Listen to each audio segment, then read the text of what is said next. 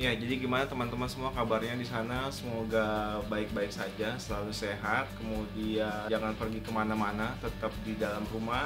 Walaupun bete, bosen, tapi itu lebih baik daripada kalian keluar-keluar dan membahayakan diri kalian sendiri dan juga keluarga kalian. Jadi buat nemenin kalian yang lagi di rumah aja, ada baiknya sambil iseng, sambil nyemil, sambil tiduran, sambil guling-guling juga boleh. Di video kali ini saya akan ngebahas lanjutan dari part pertama yang kemarin. Jadi di video ini saya akan ngebahas 3 divisi utama, yaitu itu survei, kemudian yang kedua planning engineering, dan yang ketiga construction. Kenapa saya bagi 2 video? Sebenarnya sih akan jadi 3 video ya, karena kemarin saya udah coba ngedit, ternyata videonya panjang banget sampai hampir 40 bahkan 50 menit. Jadi daripada kalian bosan nonton video panjang lebar, jadi saya akan bagi jadi 3 video ya. Daripada panjang lebar, selamat menonton.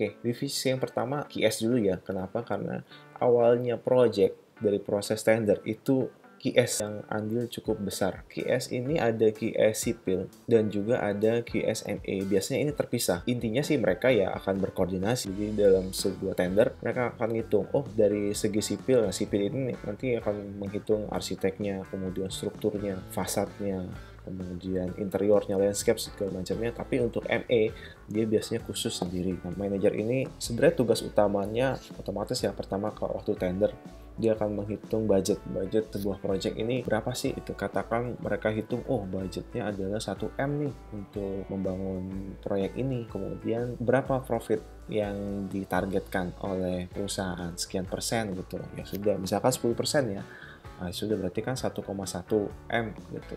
Ini yang akan dibuatkan penawaran ke klien, dibuatkan penawaran. Nah, makanya ada proses tender sampai dengan oke, jadi kontrak, deal, sudah kita kerjakan. Nah, nanti tugas utama dari seorang case manager ini ya mengawasi budget, jangan sampai over budget, jangan sampai yang budget kita katakan cuma 1,1M, pelaksananya bisa lebih 1,2. Berarti kalau kayak gitu malah rugi gitu kan. Nah, ini salah satu tugas penting seorang QS manager. Oke ya, kemudian saya lanjutkan ke QS koordinator. Di bawahnya manajer ini biasanya ada QS koordinatornya, membawahi ada QS struktur. Jadi QS ini ada macam-macam nih, ada yang ngitung struktur itu khusus, ada yang ngitung finishing, interior, landscape, dan fasad. Ini mereka bertanggung jawab ke QS koordinator. Contoh, kalau dalam pelaksanaan struktur kan pasti awal struktur dulu ya. Struktur nanti ada yang namanya tender, nego gitu, nyari subkontraktor atau nyari rekanan. Nah, dari masing-masing QS ini akan hitung setiap item-item pekerjaannya. Katakan pekerjaan fondasi, mau fondasi apa, bore pile, budgetnya sekian, katakan budgetnya 500 juta. Nah, mereka akan nawarin nih ke rekanan, kita punya pekerjaan nih, pekerjaan bore pile, mau nggak gitu. Nah, kuantitinya sekian ratus titik, kasih detail-detail semua segala macam. Mereka akan menawarkan, membuat penawaran seperti itu. Oh, saya berani ngerjain itu dengan harga 400 juta. Nah, si QS struktur ini kan sudah punya budget gue 500, dinawarin 400. Nah, kemudian dicek lagi kontraktor yang lain, ada nggak yang bisa lebih murah. Cuma memang tidak hanya terbatas terhadap biaya aja ya. Kita ngelihat, oh dia murah. Kenapa bisa murah? Apakah nanti ada kualitas yang dikorbankan atau seperti apa? Kenapa dia bisa murah? Ya tidak semerta-merta yang paling murah itu menang, tapi kita juga lihat dari sisi yang lain. Atau mungkin mereka salah masukin angka gitu kan. Itu ada proses klarifikasi sampai dengan nego dan final. Nah, ini salah satu tugas dari masing-masing QS ini menghitung. Kemudian nanti juga ada menghitung progresnya kontraktor, main-con dalam pelaksanaan di lapangan. Berapa sih progres kita sampai dengan saat ini? Misalkan tiap bulan ya, setiap bulan kita progresnya bulan ini dapat 5%. 5% itu tiap-tiap QS ini ngitung, oh kita dari struktur kita ada progres nih Misalkan pengecoran kita bulan ini dapat 2 lantai. Nah, kemudian dari finishing kita sudah mengerjakan memasang dinding atau masang kusen, pintu, jendela dapat sekian titik. Kemudian fasad juga. Nah, ini akan dikoordinasikan. Oh, jadi progres kita bulan ini sekian persen. Nah, ini salah satu tugas dari si QS ini. Kemudian mereka juga ngecek progresnya si subkon. Kon akan propose, kita progresnya sama bulan ini sekian persen loh. Nah, nanti mereka ngecek progresnya, apa benar ya sekian persen, apa benar ini sudah dikerjakan. Kalau sudah, nanti mereka akan bikin berita acara pembayaran. Kemudian ada procurement kerjanya salah satunya adalah bikin schedule pengadaan barang atau jasa. Misalkan dari awal, ibaratnya bangun sebuah rumah deh, kan kita harus tahu kapan kita order keramik, kemudian order genteng. Itu kan nggak mungkin pertama-tama kita langsung order genteng. Ya apa yang mau dipasang, strukturnya belum jadi, dinding-dindingnya segala macam belum jadi, udah order genteng. Cuma seorang procurement dia harus tahu kapan mereka harus order itu semua. Nah, mereka biasanya bikin schedule.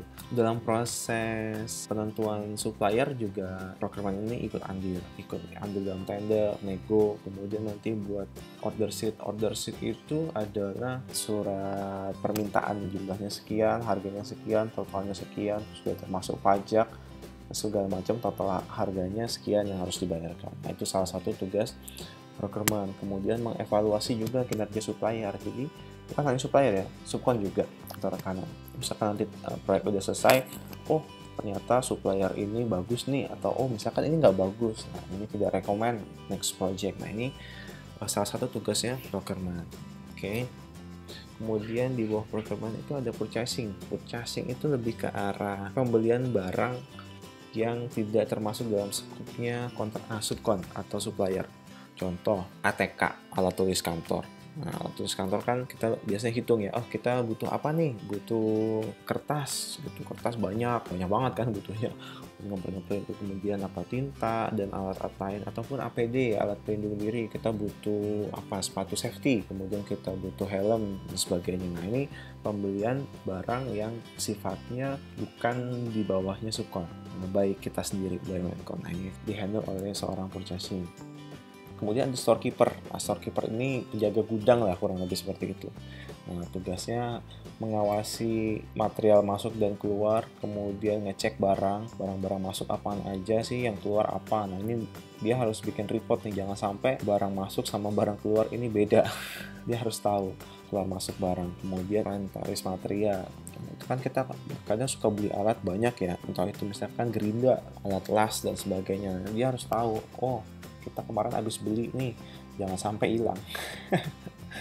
Karena nanti terakhir ada reportnya. Kemudian request material kalau sudah habis. Kemudian ada kontrak atau legal. Nah, kontrak ini contoh ya, kita punya kontrak terhadap owner gitu, karena ini mereka ngecek nih kontrak-kontrak kita, klausul-klausulnya seperti apa. Jangan sampai kalau nanti ada masalah dia harus jeli ya. Contoh kayak kasus sekarang nih, proyek diberhentikan sementara karena ada kasus COVID. Dia harus tahu apakah pemberhentian proyek ini berpengaruh terhadap konstruksi kita. Maksudnya yang harusnya kita kerjakan dalam waktu 1 tahun, kita kan off. Nah, off ini kita minta perpanjangan waktu. Jangan sampai proyeknya tetap 1 tahun tapi kita off. Nah, kan kita akan kehilangan waktu. Ini kan waktu sangat berharga sekali. Mereka lah yang mengecek. Kemudian kontrak terhadap subkon kita. Ini gambaran besar tugas-tugas divisi quantity survey. Ya, jadi buat teman-teman yang suka menghitung, bukan hanya menghitung budget sih di sini ya, menghitung quantity secara teknik dan juga budgeting. Nah, ini cukup menarik sih sebenarnya di quantity survey ini. Cuma lumayan pusing juga. Oke. Itu gambaran dari QS. Siapa tahu teman-teman ada yang punya passion di situ, nantinya ingin bekerja sebagai QS sudah punya gambaran. Oke, sekarang kita lanjut divisi kedua, yaitu planning dan engineering. Ini adalah divisi saya. Yang pertama, planning engineering manager. Ya, saya nggak bahas ini lah ya. Ini sudah otomatis dia sebagai manager, sebagai chiefnya, apalagi planning engineering. Nah, planning engineering itu tugasnya ngapain aja sih? Planning itu kan perencanaannya. Perencanaan, kemudian yang berhubungan dengan engineering. Jadi mulai dari gambar, koordinasi dengan desainer, atau gambar desain diolah menjadi gambar kerja. Nah, inilah salah satu tugas besar dari divisi planning dan engineering. Artinya sampai dengan pelaksanaan di lapangan. Kemudian metode-metode pelaksanaan, metode pekerjaan, sequence-nya mau seperti apa dulu planningnya. Karena kan bangun gedung itu lumayan complicated ya, baik itu dari struktur maupun finishing. Jadi sequence pekerjaannya harus direncanakan. Kemudian dari perencanaan kapan pekerjaan itu akan dikerjakan, dari tim planning ke engineering nanti buat gambarnya juga harus berurutan, artinya nggak loncat-loncat. Jangan sampai kita lagi baru mau ngerjain fondasi udah ada yang ngerjain finishing. Ya belum perlu sih, memang nantinya akan dikerjakan, cuma masih belum. Jadi saling koordinasi, kita ngeliat sequence pekerjaan di lapangan, kemudian persiapan gambar dan sebagainya. Oke, kemudian saya lanjutkan. Jadi terbagi atas beberapa di bagian, yaitu struktur, finishing, dan fasad. Nah, jadi ada bagian struktur tersendiri yang ngerjain gambar-gambar struktur, gambar fondasi, kolom, balok, slab, dan sebagainya yang berhubungan dengan struktur. Kemudian nanti juga ada yang berhubungan dengan finishing. Ya, nah ini fasad. Biasanya seperti itu. Nah, ini juga ada 3D modeling. 3D modeling untuk penggambaran 3D, untuk mempermudah pemahaman di lapangan. Kadang kalau gambar-gambar hanya garis-garis section detail mungkin belum bisa ngebayangin nanti kayak apa sih jadinya. Seorang 3D modeler, operator di sini yang membuatkan lebih rinci lagi, lebih detail lagi secara 3 dimensi. Nah, ini untuk mempermudah semua ya, karena kan nggak semua orang mudah memahami gambar 2 dimensi, termasuk juga dengan owner kalau ngelihat gambar 3D kan lebih mudah. Oke, dilanjutin ada checker, bertugas sebagai filter pertama. Saya lanjutin dulu ya. Nah, ini ada drafter. Jadi drafter itu yang menggambar, yang buat soft drawing. Dia mengkombinasikan dari beberapa gambar. Ini bukan berarti struktur dan finishing gambarnya sendiri-sendiri, cuma mereka gambar struktur berkoordinasi juga dengan tim finishing dan juga fasad. Walaupun nanti yang keluar, yang diisu adalah gambar struktur, tapi dalam gambar itu, dalam prosesnya mereka saling berkoordinasi. Jadi setelah drafter ini gambar, nanti ada checker, ada yang ngecek. Checker yang pertama sudah oke, dia lanjut ke engineer. Nanti dari engineer ini biasanya gambar-gambar update, desain-desain terbaru, atau koordinasi dengan divisi lain kayak ME gitu-gitu kan. Nah, ini salah satu tugasnya engineer. Mereka ngecek gambarnya sudah oke, baru lanjut ke manajer oke, lanjut buatkan approval ke project manager. Setelah itu lanjut ke konsultan. Gambaran besarnya kayak gitu sih. Kemudian bar bending schedule. Apa tuh bar bending schedule? Nah, dalam struktur pasti teman-teman ada yang tahu atau mungkin yang belum tahu. Struktur itu ada struktur bawah, struktur atas, ada fondasi misalkan. Nah, fondasi itu pasti ada kebutuhan besi. Besi itu dihitung panjangnya berapa, kemudian nanti diameternya berapa, takukannya berapa. Nah, itu adalah tugas dari bar bending schedule. Kemudian selanjutnya adalah scheduler. Scheduler ini namanya scheduler ya, jadi yang membuat schedule. Jadi mereka membuat master schedule dalam sebuah konstruksi gedung contohnya ya, kan banyak sekali item pekerjaannya. Nah, mereka membuat kapan pekerjaan struktur ini selesai, kemudian kapan pekerjaan finishingnya masuk, kemudian fasadnya kapan dikerjakan. Nah, ini salah satu tugas scheduler, termasuk sampai dengan handing over, targetnya kapan handing over. Kemudian di sisi lain, scheduler ini juga memonitor progres mingguan maupun progres bulanan yang berkoordinasi dengan tim konstruksi di lapangan. Ya, jadi dia tahu proyek ini sekarang lagi telat berapa persen, atau lagi ahead atau lebih cepat berapa persen dari schedule awal. Nah, ini mereka terus monitoring kegiatannya. Kalau misalkan ada keterlambatan, nanti karena ini pekerjaannya saling berkaitan, dari scheduler ini akan menginfokan ke bagian-bagian terkait, kayak misalkan PM, DPM, dan construction. Contoh, kalau pengecoran lantai struktur itu telat, otomatis nanti finishingnya juga telat. Kalau telat, otomatis telat satu biasanya akan berkontribusi ke item pekerjaan yang lain, bisa telat juga. Nah, jadi kalau item satu telat, otomatis harus ada rencana percepatan. Nah, rencana percepatan seperti apa? Entah itu tenaga kerjanya ditambah, atau jam kerjanya ditambah, atau bahkan mungkin subkontraktornya atau rekannya juga ditambah. Nah, itu ada beberapa pertimbangan ya, dilihat dari seberapa kritikalnya item pekerjaan yang telat, misalkan seperti itu. Oke. Kemudian saya lanjutkan, ada dokumen kontrol. untuk mengontrol keluar masuknya dokumen ya. Jadi ada soft drawing masuk, soft drawing keluar, kemudian ada RFI atau request for information, ada pertanyaan-pertanyaan yang sekiranya perlu kita tanyakan ke desainer dan sebagainya. Ini dikontrol oleh dokumen kontrol. Dokumen kontrol ini cukup penting ya, karena saya pernah ada kasus karena terlalu banyak revisi gambar, akhirnya di lapangan itu gambarnya berbeda-beda. Ada yang megang revisi 1, ada yang megang revisi 2, ada yang megang revisi 3. Nah, ini salah satu bentuk kontrol dari dokumen kontrol ini, salah satu tugasnya. Jadi mereka harus pastikan semua gambar terbaru harus didistribusikan ke pihak-pihak terkaitnya, ke subkon juga, nggak hanya menkon. Kalau menkon pegang gambar baru tapi subkonnya megang gambar lama, buat apa? Karena kan mereka juga yang nanti akan dikerjakannya pakai gambar itu. Jadi harus sinkron. Jadi ini salah satu tugas besar dari seorang dokumen kontrol. Oke, saya lanjutkan ke divisi berikutnya. Divisi ketiga adalah divisi konstruksi ya, seperti yang sudah saya jelaskan sebelumnya. Divisi konstruksi ini yang bertanggung jawab mengenai progres di lapangan. Yang pertama tentu saja ada construction manager. Construction manager sudah otomatis dia harus mengetahui, mengawasi, mengecek semua yang berhubungan dengan konstruksi, baik itu dari segi gambar, kemudian kebutuhan material, komunikasi dengan subkon, supplier, kemudian pengecekan manpower. Itu mereka harus ngecek schedule juga, weekly schedule, monthly schedule, kemudian target-targetnya apa saja. Wah, ini tugas dari seorang construction manager. Namun construction manager ini nggak sendirian ya, dia juga punya tim. Di timnya terdiri dari set manager, baik itu struktur, finishing, interior, dan landscape.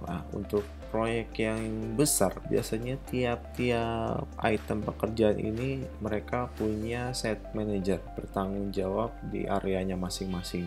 Beberapa tugas diantaranya yaitu monthly dan weekly schedule, membuat schedule bulanan maupun mingguan, kemudian pengecekan progres di lapangan, kemudian koordinasi gambar, ada gambar-gambar terbaru apa nih, soft drawing dengan planning engineer, metode apa nih yang sudah disetujui sama konsultan ataupun sama owner. Nah, itu seorang site manager juga harus koordinasi seperti itu. Kemudian menjalankan koordinasi ya, koordinasi meeting koordinasi dengan supplier maupun dengan rekanan. Site manager juga harus membangun komunikasi dengan mereka. Dan seorang site manager juga dibantu oleh site engineer. Site engineer ini penghitungan material, jangan sampai kebutuhannya kurang, ini akan mempengaruhi progres di lapangan. Drawing juga site engineer harus update, harus komunikasi juga dengan tim planning sekiranya ada gambar-gambar terbaru. Kemudian supervisor ini lebih ke pengawasan pekerjaan di lapangan, baik itu pengawasan terhadap subkontraktor atau rekanan, kemudian ada supplier langsung, kadang kita ada supplier yang langsung masang, ini juga diawasi oleh supervisor. Kemudian mengawasi mandor, misalkan ada pekerjaan yang tidak melalui rekanan langsung dikerjakan oleh mandor. Nah, ini salah satu tugas supervisor ya, mengawasi pekerjaan. Kemudian ada surveyor, ada soft drawing turun ke lapangan dipegang oleh surveyor. Nah, surveyor sudah mulai marking posisi-posisinya, misalkan dari struktur, posisi kolomnya ada di mana, kemudian elevasinya di mana, elevasi berapa, kemudian nanti kalau udah finishing, posisi dinding seperti apa, opening atau bukaan detailnya. Nah, ini mereka yang pertama kali pengecek di lapangan. Kemudian dari surveyor ini juga membawahi subkon, artinya ini koordinasi sih sebenarnya, koordinasi dari subkon, mandor, kalau supervisornya si subkon itu sendiri. Biasanya subkon ini juga banyak ya, di bawahnya subkon pasti ada set manager, ada supervisor, terus nanti ada pekerja atau ada mandor pekerja. Nah, ini mereka koordinasi awal biasanya dengan surveyor di lapangan. Ya, walaupun otomatis set engineer, supervisor, SM ini juga saling koordinasi, yaitu saling koordinasi untuk pelaksanaan pekerjaan di lapangan supaya lancar jaya, nggak ada kendala dan jangan ada kesalahan. Ya, walaupun pada aktualnya kesalahan wajar sih. Mana ada ya orang tanpa kesalahan ya pasti semua orang pernah punya kesalahan. Oke, itu aja dari divisi konstruksi, gambaran besarnya tim-tim di lapangan. Mungkin salah satu dari teman-teman di sini ada ya sebagai supervisor atau sebagai site engineer, atau waduh bang, gue tuh sekarang merangkap site manager iya, site engineer iya, supervisor. Wah, hebat, harusnya kalian mendapatkan 3 kali gaji. Menang banyak tuh perusahaan, gaji 1 tapi kerjanya banyak. Ya, semangat ya. Oke, itu aja. Saya lanjutkan ke divisi berikutnya. Oh, sorry. Ini ada mekanik. Mekanik ini ngebantu siapan di lapangan ya. Contoh, mau ngecor malam, butuh lampu. Wah, ini dari mekanik harus nyiapin lampu. Kemudian nanti kebutuhan air di lapangan. Ya, yang sekiranya temporary ini biasanya dihandle sama mekanik. Maintenance genset, kemudian pengecekan solar. Kemudian kalau ada peralatan yang rusak, itu otomatis mekanik juga harus benerin. Jadi kadang mekanik ini serba bisa, udah kayak MacGyver. Oke ya, kurang lebih divisi 3 atau divisi konstruksi itu seperti ini. Ya, gimana tadi? Udah dilihat bosan atau pusing atau bingung atau nggak ngerti? Ya, kalau nggak ngerti diulang-ulang aja lagi ya sampai ngerti. Kalau nggak ngerti juga ya udah matiin aja, nggak apa-apa. Ya itu aja, ditunggu part ketiganya. Mumpung lagi di rumah, walaupun lagi di rumah ini kerjaan bukan berarti sedikit ya, kerjaan mah tetap aja banyak, tapi demi si dia mudah-mudahan konten ini bisa selesai dan dia bisa ngerti pekerjaan gue ngapain di kantor ya, supaya teman-teman juga ada gambaran nih, oh ternyata kerja di konstruksi itu seperti itu ya, terutama buat teman-teman yang belum pernah kerja atau yang akan nantinya kerja di konstruksi. Jadi sudah ada gambaran, oh ternyata divisi QS tuh kayak gitu ya. Apakah kalian punya passion dalam menghitung atau lebih senang dalam planning, perencanaan? Siapa tahu itu bisa menyalurkan bakat terpendam ya. Atau di construction, kalau di construction kayaknya jangan deh kalau untuk cewek ya, lebih cocoknya cowok. Kenapa? Panas cuy, gosong. Oke, itu aja, ditunggu part ketiganya. Semoga bisa membantu teman-teman semuanya, bisa menambah wawasan baru buat kalian, bisa jadi referensi. Jangan lupa untuk support terus channel ini dengan cara subscribe, karena subscribe itu gratis, nggak bayar, nggak ada ruginya kalian subscribe. Tekan tombol merah yang di pojok kanan bawah. Kemudian like video ini dan share ke teman-teman kalian. Jangan disimpan sendiri buat teman-teman yang masih kuliah nih, buat para mahasiswa, mahasiswi.